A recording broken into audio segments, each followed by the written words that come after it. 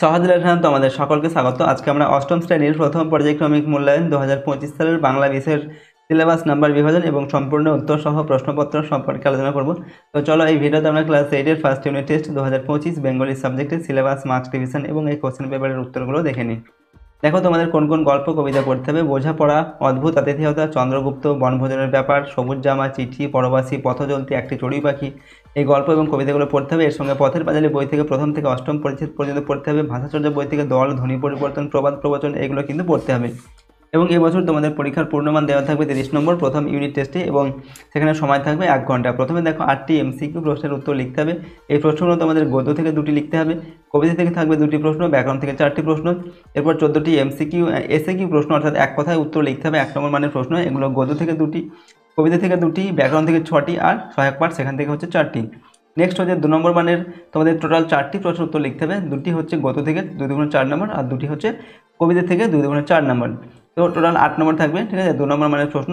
তো দেখো গদ্য থেকে তোমাদের টোটাল থাকবে 8 নম্বরের প্রশ্ন, কবিতা থেকেও থাকবে 8 নম্বর প্রশ্ন, ব্যাকরণ থেকে থাকবে টোটাল হচ্ছে 10 নম্বর। 6টা হচ্ছে এসএকিউ 1 নম্বর মানের প্রশ্ন, অতি সংক্ষিপ্ত প্রশ্ন, আর 4টি এমসিকিউ, ঠিক আছে। এরপর আর সহায়ক পাঠ থেকে থাকবে 4টি প্রশ্ন, 1 নম্বর মানের এসএকিউ, টোটাল 4 নম্বর। তো এইরকম প্যাটার্নে কিন্তু প্রশ্ন থাকবে তোমাদের টোটাল 30 নম্বর, এবং সময় দেওয়া থাকবে 1 ঘন্টা।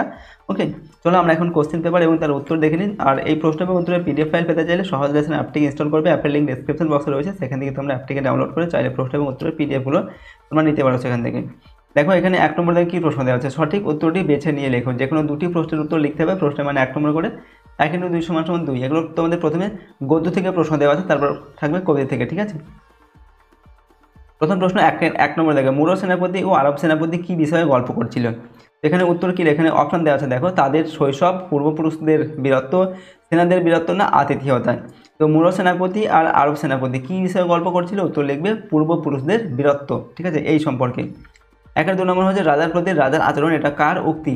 অপশন দেওয়া আছে, দেখো চন্দ্রগুপ্ত, পুরু, অ্যান্টিগোনাস না সেলুকাস। তো রাজার প্রতি রাজার আচরণ, এটা কার উক্তি ছিল বা কে বলেছিল কথাটা, উত্তর লিখবে পুরু বলেছিল, ঠিক আছে।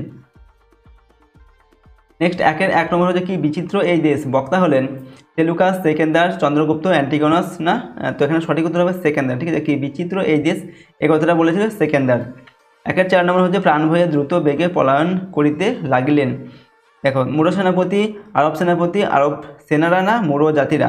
তো প্রাণ ভয়ে দ্রুত বেগে পলায়ন করিতে লাগিলেন, তো কে পলায়ন করতে লাগলেন, উত্তর হচ্ছে মুরো সেনাপতি, ঠিক আছে। পরের প্রশ্ন হচ্ছে 2 নম্বর দাগে, যে কোনো 2টি প্রশ্নের সংক্ষেপে অতি সংক্ষেপে উত্তর দাও। প্রশ্নের মানে 1 নম্বর করে। 1 × 2 = 2। 2-1 প্রশ্ন, রাজহংসের ডিম আনার দায়িত্ব কে নিয়েছিল। তো এখানে তোমরা উত্তর লিখবে, দেখো প্যালা, ঠিক আছে, প্যালা রাজহাঁসের ডিম আনার দায়িত্ব নিয়েছিল। 2 নম্বর, চিঠি রচনায় মাইকেল মধুসূদন দত্ত দ্বিতীয় চিঠিটি কাকে লিখেছিলেন। উত্তর হচ্ছে গৌরদাস বসাককে তিনি দ্বিতীয় চিঠিটা লিখেছিলেন। 3 নম্বর, উস শব্দে নোলার জল টানলো টেনিদার। টেনিদার এমন আচরণের কারণ কি। এখানে উত্তর লিখবে খাদ্য তালিকার কথা শুনে, ঠিক আছে, খাদ্য তালিকার কথা শুনে যে নোলার জল টেনেছিল। এরপর হচ্ছে 4 নম্বর, ঈশ্বরকে ধন্যবাদ আমি জয়ী হয়েছি। কোন বোঝাপড়ায় জয়ী হয়ে লেখক ঈশ্বরকে ধন্যবাদ জানিয়েছেন। এখানে উত্তর লিখবে মেঘনাদ কবিকে শেষ করবে না কবি মেঘনাদকে শেষ করবে, ঠিক আছে, এই বোঝাপড়ায় তিনি জয়ী হয়েছেন। এখান থেকে তোমাদের 2টি প্রশ্নের উত্তর লিখতে বলা হয়েছে। এবার 3 নম্বর দেখে নিচের যে কোনো 2টি প্রশ্নের উত্তর নিজের ভাষায় লেখো। 2 × 2 = 4। দেখো 3-1 নম্বর দেখে বনভোজনের জায়গায় কিভাবে যাওয়া যাবে। উত্তর কি লিখবে না, শ্যামবাজার থেকে মার্টিনের রেলে চেপে বাগুইহাটি ছাড়িয়ে আরও 4টে স্টেশনের পরে নামতে হবে। স্টেশন থেকে মাইলখানেক হাঁটলে ক্যাবলার মামার বাড়ি, সেখান থেকে আরও মিনিট 15 হাঁটলে বনভোজনের জন্য নির্দিষ্ট বাগান বাড়ি পাওয়া যাবে। 2 নম্বর, আলেম শব্দটির অর্থ কী, লেখককে কারা এক মস্ত আলেম ভেবেছিলেন। উত্তর লিখবে আলেম শব্দের অর্থ হলো সর্বজ্ঞ পণ্ডিত, অর্থাৎ যিনি সব কিছু জানেন, ঠিক আছে। দেরাদুন এক্সপ্রেসের 3য় শ্রেণীর একটি কামরা দখল করে থাকা কাবুলিওয়ালা পাঠানরা লেখককে এক মস্ত আলেম ভেবেছিলেন। ওকে, নেক্সট হচ্ছে 3 নম্বর, তদ্বিষয়ে যথোপযুক্ত আনুকূল্য করিব। বক্তা কোন বিষয়ে কেন যথোপযুক্ত আনুকূল্য করার প্রতিশ্রুতি দিলেন। উত্তর লিখবে, দেখো মুরো সেনাপতি যাতে নিরাপদে নিজ পক্ষের শিবিরে ফিরে যেতে পারে, সে বিষয়ে আরব সেনাপতি যথোপযুক্ত আনুকূল্য করবেন। ওকে, কারণ আরব জাতিরা অতিথির অনিষ্ট করার কথা কখনোই ভাবতে পারে না। 4 নম্বর গুপ্তচর, কাকে গুপ্তচর আখ্যা দেওয়া হয়েছে, সে কি প্রকৃতই গুপ্তচর? চন্দ্রগুপ্তকে গুপ্তচর আখ্যা দেওয়া হয়েছিল, ঠিক আছে, লিখবে না, চন্দ্রগুপ্ত গুপ্তচর ছিলেন না, ঠিক আছে। তো এখান থেকে তোমাদের 2টি প্রশ্নের উত্তর লিখতে বলা হয়েছে 2 নম্বর মানে, 4টি প্রশ্ন দেওয়া আছে এখানে। নেক্সট হচ্ছে দেখো 4 নম্বর থেকে সঠিক উত্তরটি বেছে নিয়ে লেখো, যে কোনো 2টি প্রশ্নের উত্তর লিখতে হবে, প্রশ্নের মান হচ্ছে 1 নম্বর করে। এবার যে প্রশ্নগুলো রয়েছে এগুলো হচ্ছে তোমাদের কবিতা থেকে দেওয়া হচ্ছে। প্রথম প্রশ্ন 1 নম্বর দেখে, গাছরা জামা পরে থাকেন হলুদ রঙের, কালো রঙের, সবুজ রঙের, নীল রঙের। তো গাছরা জামা পরে থাকে সবুজ রঙের। তাহলে 2 নম্বর হচ্ছে পরবাসী কবিতায় কবি ময়ূরকে আনন্দে নেচে উঠতে দেখেছেন নদীর কিনারে, টিলার ওপারে, তাঁবুর পাশে, পলাশের ঝোপে। তো পরবাসী কবিতায় কবি ময়ূরকে আনন্দে নেচে উঠতে দেখেছেন পলাশের ঝোপে। পরের প্রশ্ন হচ্ছে দেখো 3 নম্বর, তোতাই বাবুরও একটি সবুজ জামা চায়, কারণ তার স্কুলে ওটাই নির্দিষ্ট পোশাক। সে চায় তার ডালে প্রজাপতি এসে বসুক আর তার কোলের ওপর নেমে আসুক 1, 2, 3টে লাল নীল ফুল। গয়ের দেখা রয়েছে দেখো, তার দাদু বহুদিন ধরে তাকে তেমন একটা জামা উপহার দিতে চাইছেন, ঠিক আছে। ঘয়ের দেখা রয়েছে, সে জামাটি পরে গাছেদের মতো এক পায়ে দাঁড়িয়ে থাকতে চায়। তো 4টি অপশান দেওয়া আছে, কোনটা সঠিক হবে সেটা আমাদের বেছে নিয়ে লিখতে হবে। তো অপশান খয়েরটা হবে সঠিক উত্তর, সে চায় তার ডালে প্রজাপতি এসে বসুক আর তার কোলের ওপর নেমে আসুক 1, 2, 3টে লাল নীল ফুল। নেক্সট 4 নম্বর, বাঁচিয়ে যাবে সকল ব্যথা, আঘাত, জখম না ক্ষত। তো বাঁচিয়ে যাবে সকল জখম, ওকে।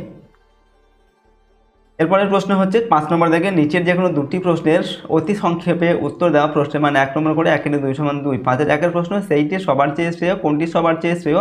তো ভেসে থাকতে পারা সবার চেয়ে শ্রেয়। ভেসে থাকতে পারা মানে হচ্ছে সব কিছুর সঙ্গে মানিয়ে নিয়ে চলা হচ্ছে সবার থেকে শ্রেয়, ঠিক আছে, শ্রেষ্ঠ আর কি। 5-এর 2 নম্বর হচ্ছে, কবিতায় চড়ুই পাখিটিকে কোথায় বাসা বাঁধতে দেখা যায়? তো কথকের ঘরে চড়ুই পাখিকে বাসা বাঁধতে দেখা যায়। 5-এর 3 নম্বর, শুনেছি সিন্ধু মুনির হরিণ আহ্বান, সিন্ধু মুনি কার হাতে তীরবিদ্ধ হন? তো রাজা দশরথের হাতে সিন্ধু মুনি তীরবিদ্ধ হন, ওকে।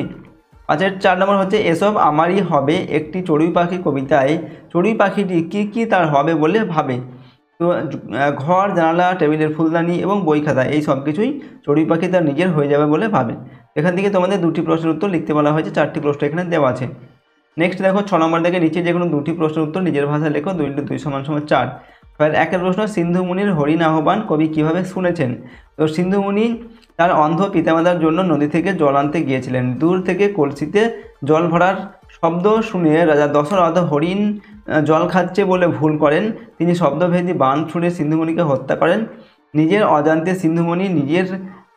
সিন্ধুমণি যেমন নিজের মৃত্যুকে ডেকে এনেছিলেন, তেমনি নদীতে জলপানরত হরিণও যেন তার অজান্তেই জলপানের শব্দে মৃত্যুদূত চিতাকে ডেকে এনেছে বলে কবির মনে হয়েছে।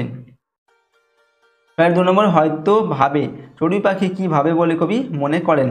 উত্তর লিখবে, কবি মনে করেন যে কৌতূহলী দৃষ্টি নিয়ে চেয়ে থাকা চড়ুইটি হয়তো ভাবছে কবি মারা গেলে কবির ঘরদোর, জানালা, টেবিলে রাখা ফুলদানি, বই খাতা সবই তার হবে। এরপর 6-এর 3 নম্বর, ময়ূর মরেছে পণ্যে, এই কথার অন্তর্নিহিত অর্থ কী? তো মানুষ সৌন্দর্যের পূজারী, আবার এই মানুষের লোভও অন্তহীন। মানুষের লোভের পরিণতিতে অপরূপ সুন্দর ময়ূরকে হত্যা করা হয়, তার মাংস ও তার পালকের জন্য পণ্য হিসাবেই তাকে শিকার করা হয়। 6-এর 4 নম্বর হচ্ছে, মনের সঙ্গে বোঝাপড়ার পর কি করা আবশ্যক?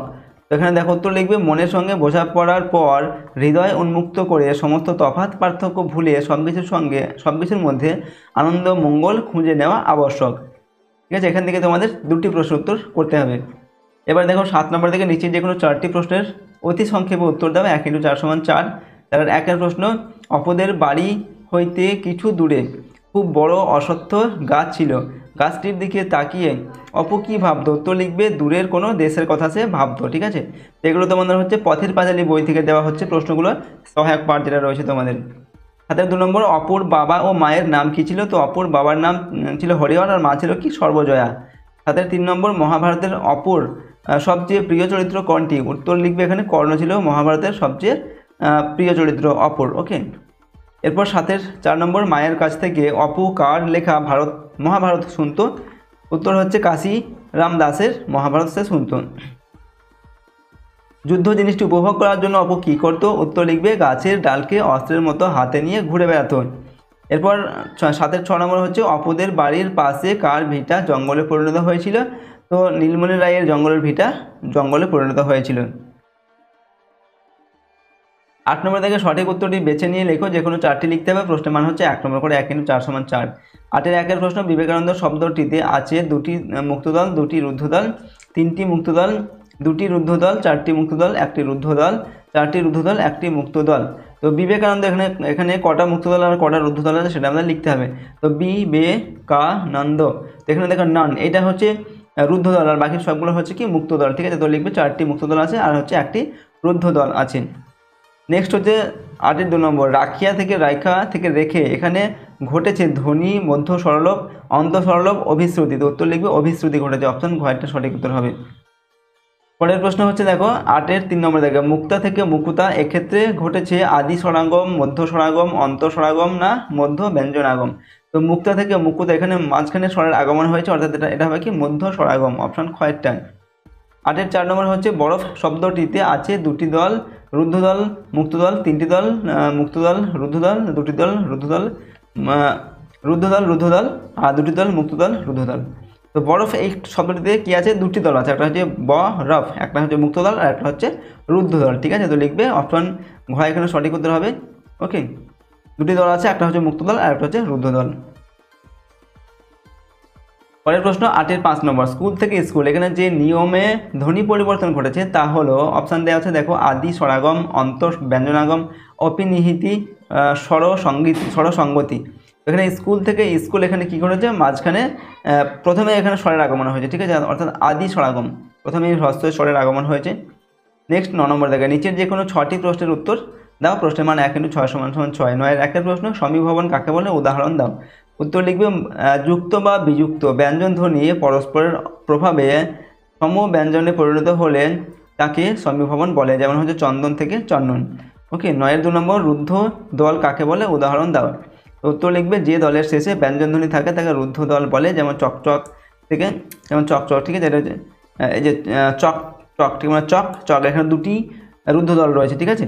অর্থাৎ যে দলের শেষে ব্যঞ্জনধ্বনি থাকে, স্বরধ্বনি থাকে না, সেটা হচ্ছে রুদ্ধদল, আর যে দলের শেষে স্বরধ্বনি থাকে সেটা হচ্ছে মুক্তদল, ঠিক আছে। 9-এর 3 নম্বর, গৃহযোগে ভিক পায় না এই প্রবাদটি ব্যবহার করে একটি বাক্য রচনা করতে বলা হচ্ছে। তো আমরা লিখছি দেখো, শ্যামল এত পরোপকারী মানুষ অথচ পাড়ার লোক তাকে কোনো সম্মানই দেয় না, একেই বলে গৃহযোগে ভিক পায় না।